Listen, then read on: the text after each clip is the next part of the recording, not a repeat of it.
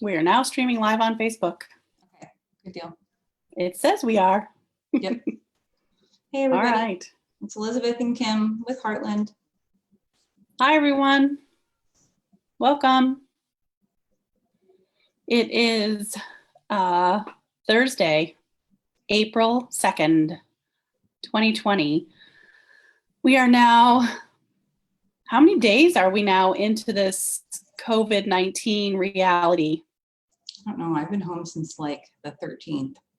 Yeah, I think that's, I don't know how many days that is. I would have to like count them on a calendar because addition and subtraction are hard for me right now. Yeah, so we're 3 weeks, I guess, into our new reality of living life. And I know it looks different for everyone. From my house, I will say that I'm mostly working from home. I do, for those of you, just a reminder, you know that I'm, along with my work with Elizabeth, I am also coordinator of the Moms Line, which is we provide peer telephone support, and now we provide peer group calls. And so when I'm doing my Moms Line work, I am going into my Moms Line office. There's no one else there. The building is essentially closed down. I have my own private office, so I don't see any people.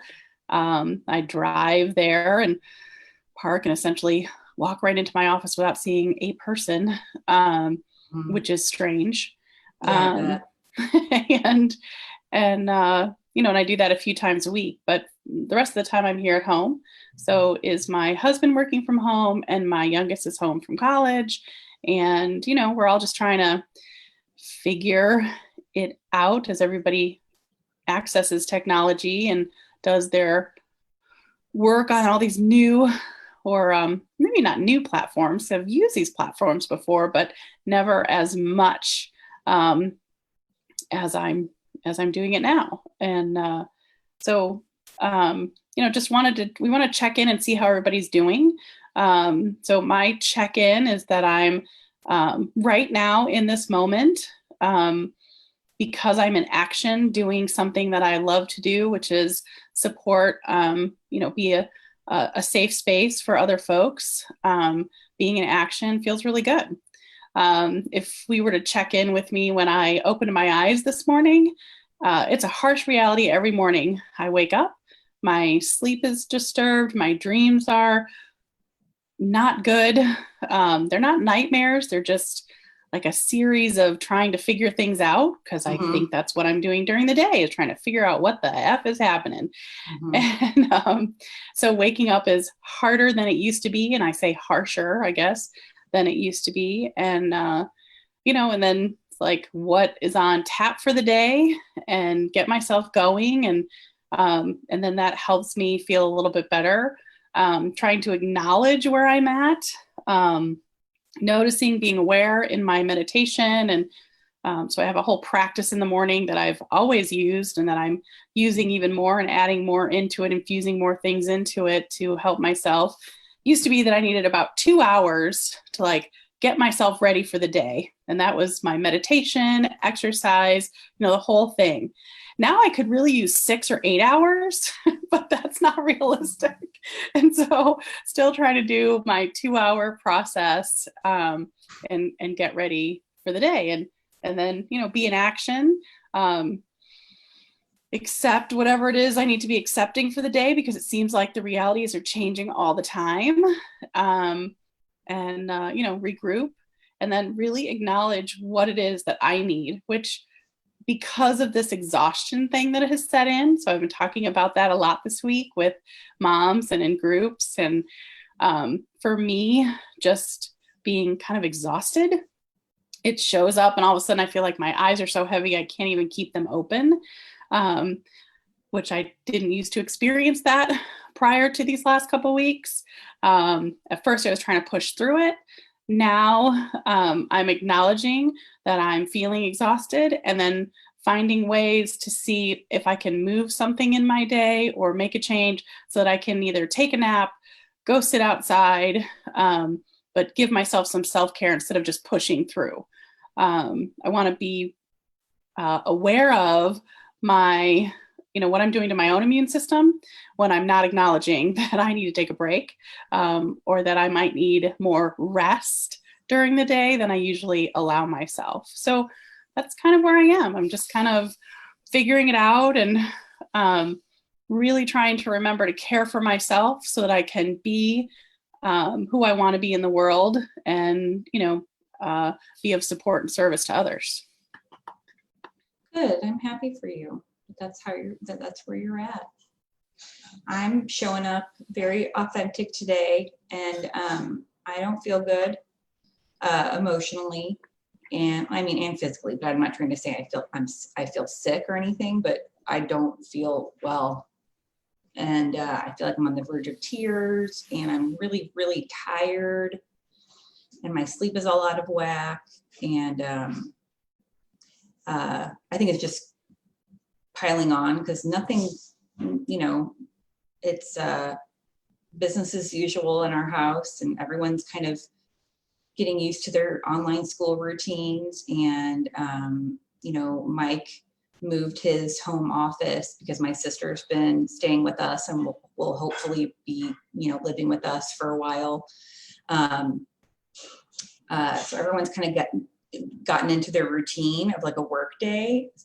So that's actually comforting, but I don't know what it was, but something about waking up this morning. Now I've done good things for myself today. Like I ate really healthy today so far, and I've had snuggle time with my youngest, and we built Legos, and I haven't seen my oldest yet because for various reasons, mostly that she's super self-sufficient, but nothing in particular has happened. I'm just really tired and really sad. So I don't know. I will be fine. I just think I need some alone time, which I'm not necessarily getting a lot of because we're all in the house together. So I probably need some alone time and some outside time. Yeah. And I think thanks for sharing where you are today. I think, what I've noticed is that these waves of sadness seem to like come over me at different times, for all different reasons. And then there's also these waves of like really deep uncertainty. Because I get it that we don't really know what's next typically. So I was, living in this, I guess, in a fantasy land that I had an idea and we could plan for things. And we still can, just everything looks so different now. That there's a level of uncertainty that I am not used to experiencing like on the daily that trying to overcome, that has that kind of sad, uncertain something. And it is, I feel like there's these rolling things, throughout the day of feelings, energy that I experience. So, well, I'm glad you're here, even though, I think I would say that most of us aren't feeling our best these days. As much as I still am, getting to get things done and be productive and do the work that I most enjoy doing. But it feels different right now and heavier. And so, so the things that, and I also was sharing with Elizabeth before we got on today, that I got to be in a 2-hour coaching call with a group that I'm in called Black Dress Circle Emerge, with an amazing entrepreneurial business coach, Erin Joy, and a group of women who we get together a couple times a month. And being in that call this morning for 2 hours was incredibly helpful. Well, yeah, that doesn't surprise me, you but know, good like, to hear. right. Like it's just, and it's doing kind of what we're doing right now, like that check-in and having face-to-face with people and hearing how other people are doing is normalizing, reassuring, overwhelming, joyful. It's like all the things all at once. But that connection piece is key. And I feel like I have not been connecting like I need to. I'm doing my work, so I'm connecting with people all the time, because that's what I do. However, I haven't been doing the amount of connection that I need for me. Um, that's just my connection, not because of the work that I do. And so, and I wonder about that, like for, Elizabeth, it has me thinking about you and other therapists, counselors, social workers, folks who are showing up for people every day. And there's a lot of connection, but the connection isn't necessarily for you, it's for the other people. And so I'm just wondering, what you're doing around that connection piece as well. Yeah, I mean, I just noticed that when you talked about uncertainty, it reminds me that like when things are uncertain like this, that we are searching for comfort. Like if we can't have certainty, then I think that's very disconcerting, and we need comfort. And connecting is going to look differently for different people for different reasons. So I've been doing a lot of holding space and connecting with folks, and I'm glad to do it when I'm working. And I've had several clients say like, it's really cool because many of my clients, if not all of them, are making a concerted effort to ask how I'm doing. And I understand that they're not trying to like overstep boundaries or anything, but I think it's really kind and sweet that they're like, well, how are you? How is this? And I always remind them that like, oh, I have, people, places, and things in place so that I can take care of me. And thanks for checking. I'm doing okay. And this is the time for you to kind of, spill what needs to be released or whatever. I don't know. I feel like I could be connecting more with my spouse probably. And it's just hard because we're always with kids. And so I feel like we can't have honest discussions. Mm-hmm. Like we have to be very careful about what we talk about and what we say because we have listening ears. Mm-hmm. So that's been hard. I mean, maybe my husband and I should go for a walk by ourselves just to get out of this house and have and keep talking about how things, and we're doing a lot of, not a lot, I mean, it feels like we're doing a lot of shopping to make sure that we, like online shopping, to make sure we have certain things. And I think that makes, I don't know, I'm kind of speaking for my husband, but I think that makes him feel better when he's like, he finally found like some toilet paper, which I know I'm so sick of hearing about toilet paper, but we are legitimately running low now because we didn't hoard. Right. And now you can't find it. And so he found like some commercial grade. It's going to be terrible, but like it'll do the job. But like, so we're just doing a lot of, I don't know, just to find some comfort. So I don't even know if that answered your question or spoke to what you were talking about, but it does. And I think that one of the things you said, so, looking for ways to, because I feel like we are, like, I'm with my husband and my youngest son all the time. So I am connecting with people, but it's not in the way that I wish to connect. So I think that that's key that you said, yeah, we're doing it, but it's going to look different for everyone. And then trying to find these new ways. So like you and Mike going for a walk where there's not listening ears, even if it's 10 minutes, you've got some alone time. And I feel like that's kind of what I'm missing is that, that kind of hangout time that you have with people, or you had with people, whether it was having coffee at a coffee shop, meeting a friend for something.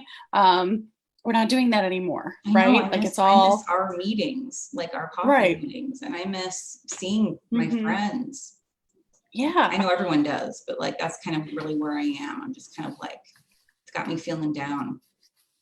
And I see that people are having Zoom meetings so they can connect with people, family members, and happy hours. And I think that is going to be essential. And that's something that I wasn't doing.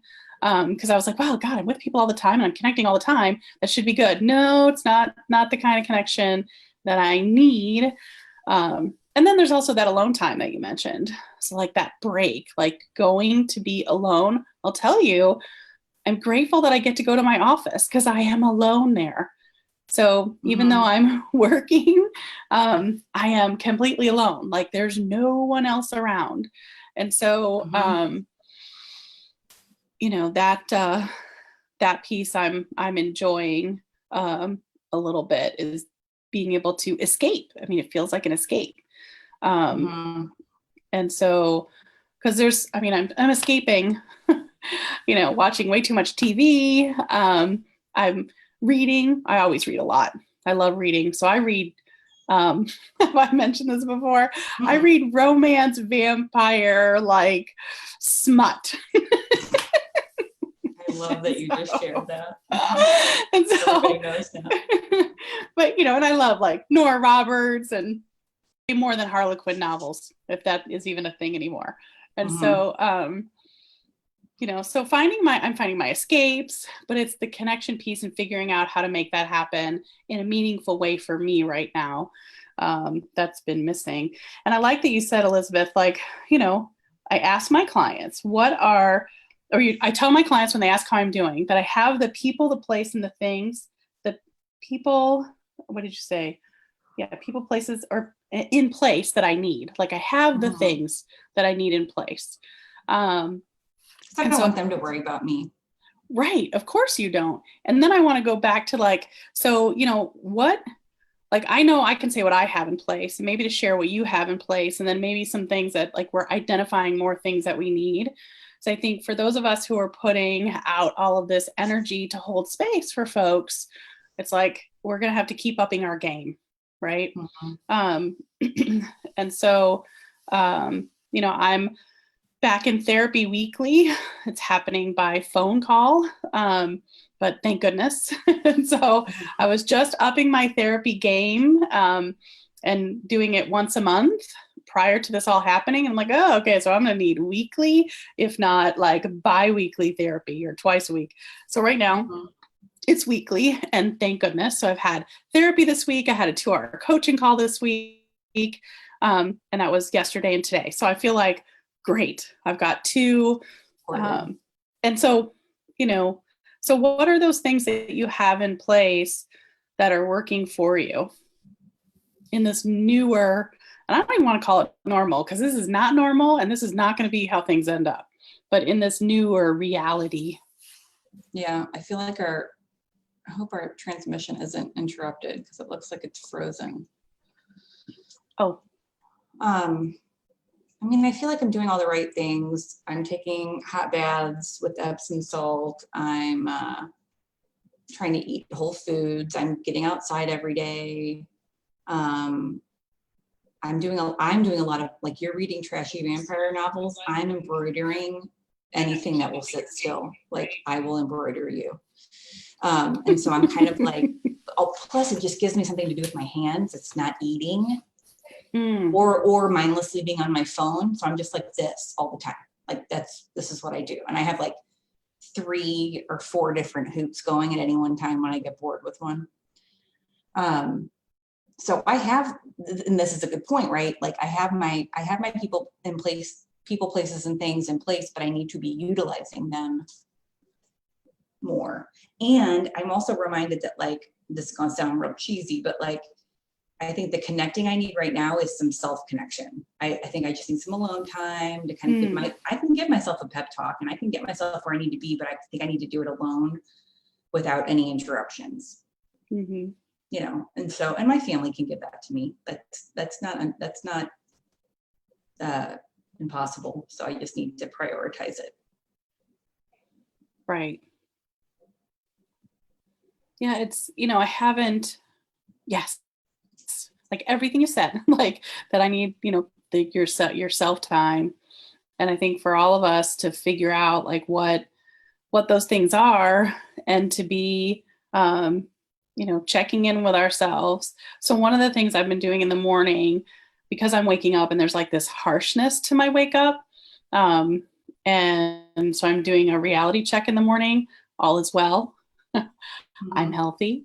I'm strong. I'm in a home with electricity and, like doing this like basic reality check in the morning.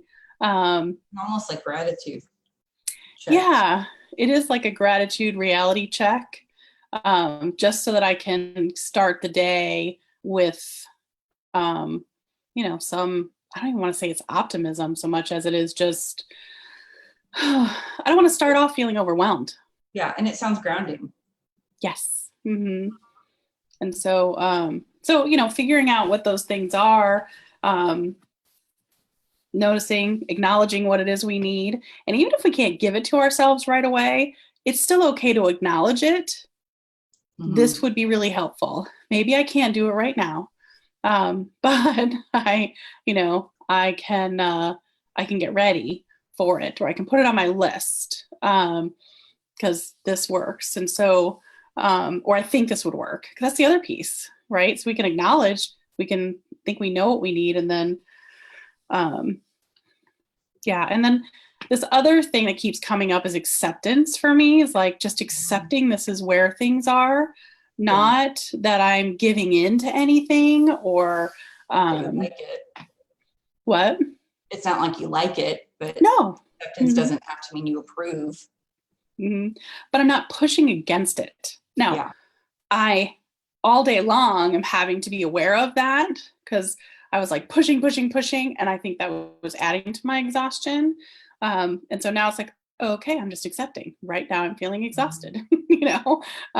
Okay, I really don't want to do this. Like this morning, I was really conflicted because of this coaching opportunity. That's, our schedules have changed, and we usually meet in person, and so it was occurring the same time we had our Facebook Live, and I'm like texting Elizabeth, okay, I really want to do my coaching call from 9 to 11. Can we move this? And so I'm doing a better job of asking for what I need than I was prior to, let's say March 13th. And so, and that's a little bit that's comfortable for me because I'm pretty good at asking for what I need. And I always want to make sure that I'm being of service. So like, I was worried, like, wait, did we let up a lot of people know? And now I'm going to mess up what they're counting on. And then I have to think about, what's really best for me so that I can really be there and show up how I need to show up. Yeah. So thanks for being flexible. Oh yeah, absolutely. I'm going to try to, I don't know what happens when I minimize the screen, but I'm going to try to grab the registration link for our Help the Helpers Zoom meeting next week. Do you want to talk about that? And forgive me. Yeah, it looks like my picture freezes. I'm just going to look for the link. Looks like our broadcast is being interrupted as I'm looking at it. That's been happening. As we've been talking, and I don't know what that's about. I don't know that there's anything we can do about that. Okay. So right now it's showing that we're interrupted, but maybe when it unfreezes, I was thinking we could put a couple things in the comments. So like the link for our conference, because we did just change that, and we just let everybody know that the new dates are November 13 and 14 for our Heartland protocol training, which is a training for providers, anybody who works with moms, and around mental health. And so our protocol training is coming up November 13 and 14. And we had some questions about that as we sent it out to the folks who've already registered, and as we're letting all of our presenters are aware, and they asked, is it going to be in person only? And no, we're working to live stream that training. And so I'm hoping that the world is going to be back to some semblance of order so that we can be together in person. And for folks that either aren't comfortable with it, or folks who want to, stream live and be a part of it, we're going to have that option as well. So either way, we've got a training, and it's coming to you November 13 and 14, and the links will be in the comments below. I think now more than ever, we need providers prepared to support moms, because the world is really hard out there for moms right now, for pregnant women, for women who are, so pregnant women anticipating what life is going to be like as they birth, with so many changes in our healthcare system right now. And then we've got women who are on the verge of giving birth, who are overwhelmed and struggling at the moment, and trying to figure out how to make sure they have support and even get things ready. It's hard to find diapers. So trying to like stock up on diapers is a challenge at the moment. We all know toilet paper is an issue. I still don't understand why. We didn't stock up on it either. So we're like, okay, we have this many left. And then what do we do? I know. But I can't imagine being a mom struggling to find formula and diapers, and then just trying to figure out how you prepare. Where do you, how do you do all the things we usually do when there's so many limitations right now? And then so many moms really struggling as they are home and isolated postpartum, and can't have families come over and help out.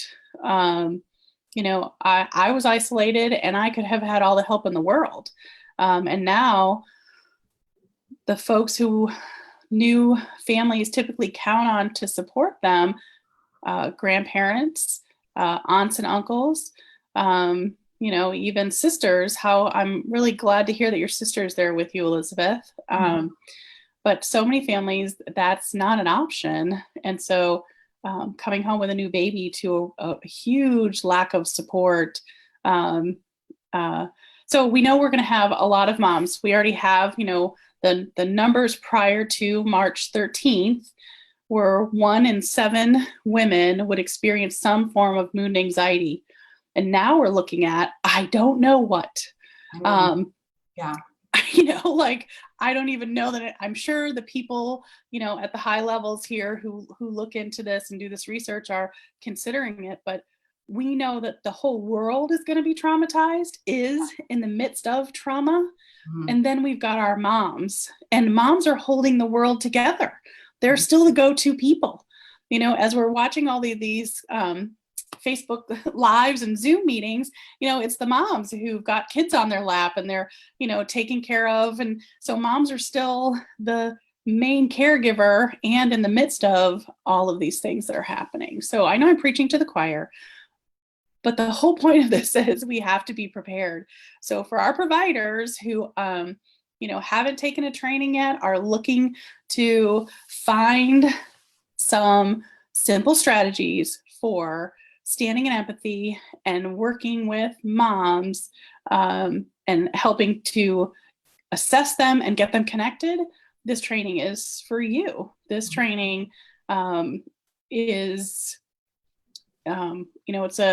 it's our baby that for the last, as long as Elizabeth and I have been working together, and if, we're looking at, oh my gosh, I don't know. For me, I'm 22 years into this. For Elizabeth, more than 15 years into this type of work, right?